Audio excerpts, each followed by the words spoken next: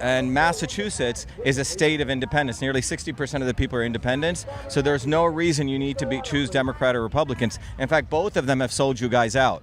And then we talked about the fact that Elizabeth Warren voted yay for Monsanto to poison our soil. She voted yay to bomb Syria.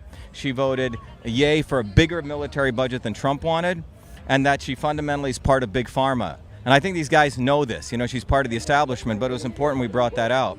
And the next important thing we talked about is that that it's not about left or right. It's about centralization of power and decentralization. Relative to cannabis, basically what we talked about is people need choice, right? If you want to take Percocets, great, but you should be given the choice if you want to try other herbal medicines or things like cannabis. It's not limiting it and breaking away choice from people. And as a part of that, we talked about 1 year ago what occurred right here in the Parkman Bandstand. The fact is that they were not given choice, that 40 people of all different backgrounds showed up, you know, left-wing, right-wing people who wanted pot, and the city of Boston, Marty Walsh and Baker, characterized as a Nazi rally. And I asked them, do I look like a Nazi or a white supremacist? And obviously they said no. But I think the most important thing is we emphasize that it's called a freedom rally. You can't have freedom if you don't have truth and you don't have choice. And the fact that Elizabeth Warren and her toy boy, idiot, you know, who Ben Garrison did a great cartoon, if you guys have seen it, this idiot driving with her, holding onto her for dear life, also a Democrat, Jeff Deal, that they basically do not want to let the darkie on the stage. It's whitey on the stage, darkie gets off the stage, you know? And it's no different. They're both racist, they're both fascists, and that fact that we sued in federal court. Yeah, right. Yeah, so the latest update, which we haven't put out, is we filed a complaint, which is a lawsuit, which was a major thing. And then we could have just stopped there, but we filed what's called a preliminary injunction. That's called an emergency injunction. You can ask the courts for that. If something is really, really urgent time-wise, remember there's only less than 60 days left in this election, so we demanded that the court call in the University of Massachusetts and enjoin them. Enjoin means that they will stop all three debates because it's violation of the First Amendment and the 14th Amendment, equal protection by law. Interestingly enough, the Lowell Sun, if you guys saw that, did a whole the editorial board just got involved, and I respect them. They said, you know, we had 10 candidates on the stage in a debate they sponsored for the congressional district. 10. And they go, we didn't have a problem. Why is there a problem having 3 candidates on the stage? And Shiva's got 4 degrees from MIT. He's been in the race the earliest. He's on the ballot. And they basically, at the end of the article, the editorial, they demanded that Jeff Deal and Elizabeth Warren, you know, do something. Otherwise, they're basically exposing the fact that they're afraid of me. So I thought it was a great thing that the Lowell Sun did. This question about who gets to debate and who doesn't, we busted our butt as good Americans. We got the things. Why aren't we allowed on the debate stage? You know, my dad did a sit-in, and he said he's going to go in again. You know, and he's really, really upset. You know, he says, I left corruption in India, and how is this not corruption? He goes, it's unjust. And forget about whether you like me or not. But the fact is, Americans are not given choice. Tweedledee and Tweedledum, one liar and another liar, one moron and another moron. I think I deserve the opportunity at least to be on the stage, at least. Absolutely, and we're bummed we missed the big speech, but were people really connecting with the health credibility that you have fighting Monsanto, like over and over again, beating up Monsanto?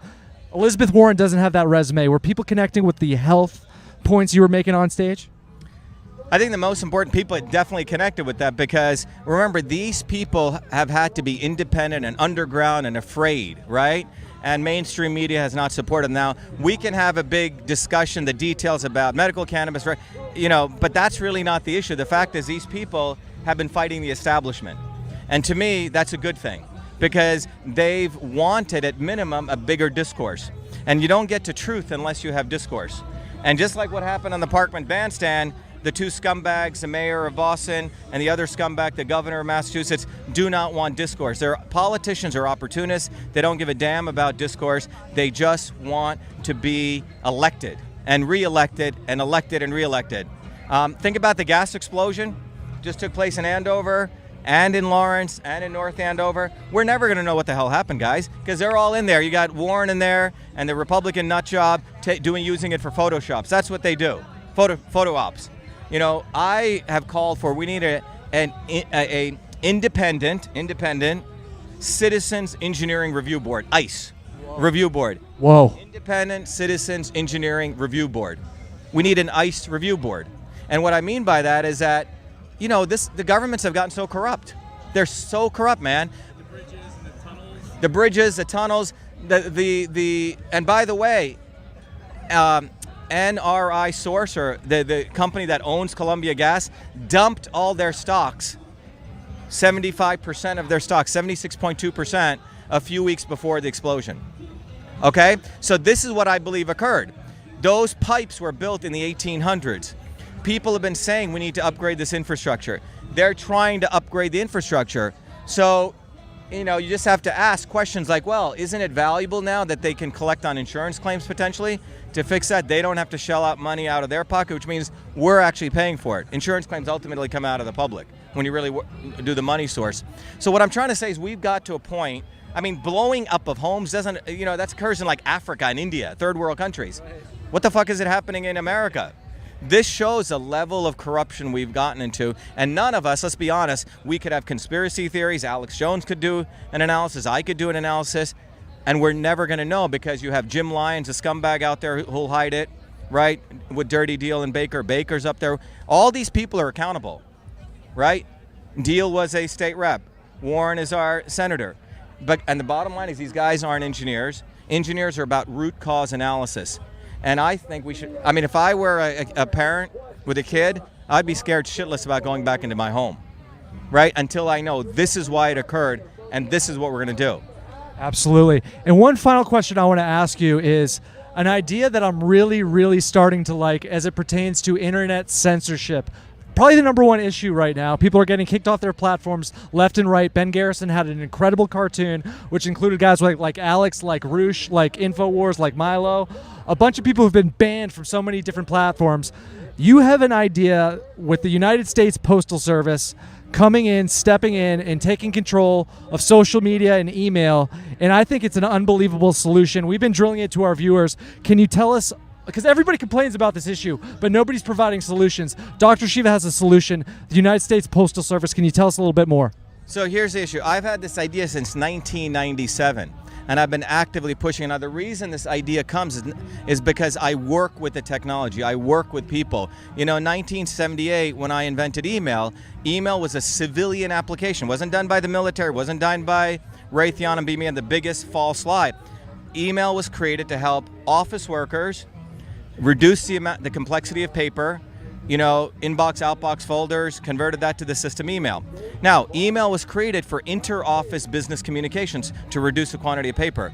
When the internet came in 1993, meaning the internet had existed but the web, which made the internet accessible to consumers, then internet or email moved from an office application, which it had existed since 78, to a consumer application. That was in 93.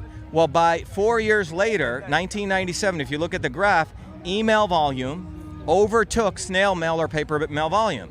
Now, I was running another email company to analyze email, and I went to the Postal Service and I said, look, you guys need to get involved in email, because what's happening is Hotmail, Gmail, these companies, Yahoo, are going to control the communication of speech. And they offered us free mail, but they own email. They said, we don't want to do that. Don't you know we're the Postal Service? We're bigger than Walmart. They had this hubris, and the guys are basically morons. They don't understand. They're in the communications business, not in the paper mail business. Well, fast forward to 2011, the Postal Service is going out of business, on the verge of bankruptcy.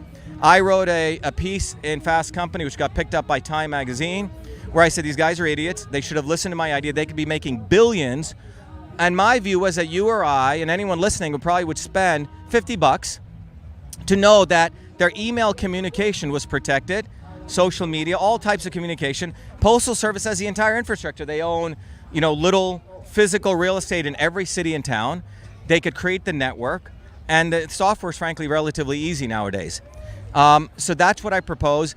That resulted in the Inspector General of the Postal Service contacting me, not the Postmaster General, asking me, Shiva, what's your idea? He in fact gave me over $100K to fund me to document the idea. I did 2 reports, delivered it to them. Patrick Donahoe, Nothing has been done. That was 2012 and 13. The idea is very simple. Benjamin Franklin and the founders, when I send you a letter, if anyone interferes with it, there's a body of law saying it's 20 years life sentence. Well, the Postal Service has that framework, that legal framework. Forget technology. You're not going to solve this through cybersecurity, no matter how much privacy. It has to be solved by law. We can't impose laws on private companies. Like that's a nightmare. Postal Service already has those laws. So let the Postal Service now offer all of us $50 service. I can have my own Facebook, and I can have my own YouTube, and I can have my own email. And it's protected by the citizens. The government can't even interfere. You see, that's what we need to do. And the Inspector General's office has the right to protect people of that communication. 20-year sentence in prison. That's how you protect this. You know? So anyway, many people call it a brilliant idea. It's a brilliant idea because I know what email is. Email is not text messaging, it's the system. I know what social media is. And if anyone saw the Google video of those idiots, it's the most retarded, excuse my language, maybe I should politically correct it, it's the most dysfunctional bunch of people you see. By the way, a search engine is not that difficult to create. Those people were at the right place at the right time. They had their buddies in Stanford fund them.